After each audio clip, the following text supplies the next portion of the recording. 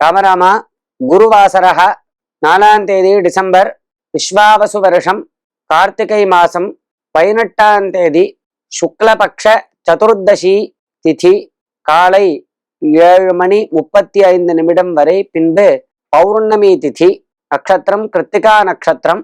மதியம் 2:51 வரை, பின்பு ரோஹிணி நட்சத்திரம். யோகா சிவயோகா வணிஜகரணம். பௌர்ணமி விரதம். இன்னைக்கு சர்வாலஜ தீபம், அதாவது அனைத்து ஆலயங்களிலும் தீபோத்சவம், சர்வாலய தீபம் அப்படின்னு. ஸ்ரீ தத்தாத்ரேய ஜெயந்தி. ராகு காலம் மதியம் 1:30 மணி முதல் 3 மணி வரை. யமகண்டம் காலை 6 மணி முதல் 7:30 மணி வரை.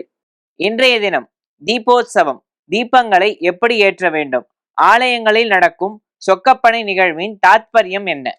கார்த்திகை மாசம் முழுவதுமே விளக்கேத்தி வாசல்ல வைக்கணும், மொட்டை மாடியில வைக்கணும், வெளிப்புறங்கள்ல வைக்கணும், வீட்டுல சுவாமி ரூம்ல விளக்கேத்தி வைக்கணும். ஆகாஷ தீபதானம்னு பேரு இதுக்கு. இப்படி விளக்கேத்தனம். அதுலயும் விசேஷமாக இந்த தீபத்திருநாள் அப்படின்னு சொல்லக்கூடிய கார்த்திகை மாசம் பௌர்ணமி ரொம்ப விசேஷம். தீபத்திருநாள்னு கொண்டாடப்படுறது. இந்த தீபத்தை ஏத்தி அகல்லையோ அல்லது பித்தளை வெள்ளி போன்ற உலோகங்கள்லையோ தீபத்தை ஏத்தி நல்ல சுத்தமான திரி போட்டு நல்லெண்ணெய் ஊற்றி அல்லது நெய் ஊற்றி தீபங்களை ஏற்றணும். தீபத்தை ஏற்றி வாசல்ல கொண்டு போய் வைக்கணும். இப்படி வைக்கிறச்ச சொல்ல வேண்டிய ஸ்லோகம் இருக்கு.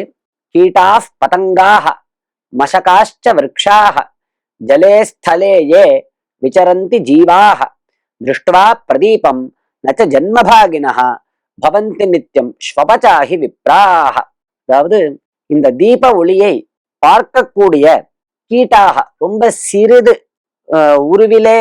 சிறிய உருவிலே இருக்கக்கூடிய பூச்சிகள், புழுக்கள், தண்ணீரில் வாழும் பூச்சிகள், தரையில் வாழும் பூச்சிகள், பறவைகள், கொசுக்கள், மரங்கள், அந்தணர்கள், பாமரர்கள், இப்படி அனைவரும் திருஷ்டுவா பிரதீபம் நச்ச ஜன்மபாகினஹ, இந்த தீப ஒளியை பார்த்த மாத்திரத்தில் அவர்கள் உயர்வான நிலையை அடைய வேண்டும்.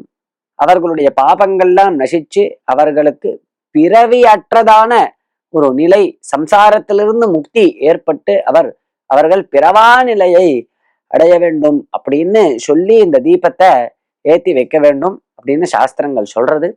ரொம்ப உயர்வான ஒரு நோக்கம். இப்படி பண்றதுனால நம்மளுடைய இருள் விலகுகிறது. மற்றும் இன்றைய தினத்துல கோவில்கள்ல சொக்கப்பானை கொளுத்துறது அப்படின்னு ஒரு உற்சவம்.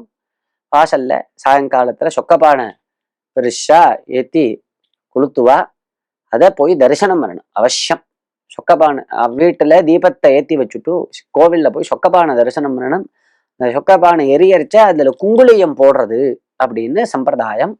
அதுல அந்த குங்குளியம் போடுறதுக்கு ஒரு ஸ்லோகம் இருக்கு. சொக்கப்பானைய குங்குளியத்தை வீசும்போது சொல்ல வேண்டிய ஸ்லோகம்: உஜ்வல ஜோதிர் ஆகாஷே தீப்யமானே விபாவசௌ குக்குலம் பிரக்ஷிபாம் யத்ர பிரீதோபவ மகாபலே அப்படின்னு இந்த ஸ்லோகத்தை சொல்லி குங்குளியத்தை இந்த சொக்கப்பானையில வீசி பிரார்த்தனை பண்ணிக்கணும். ராமராம்.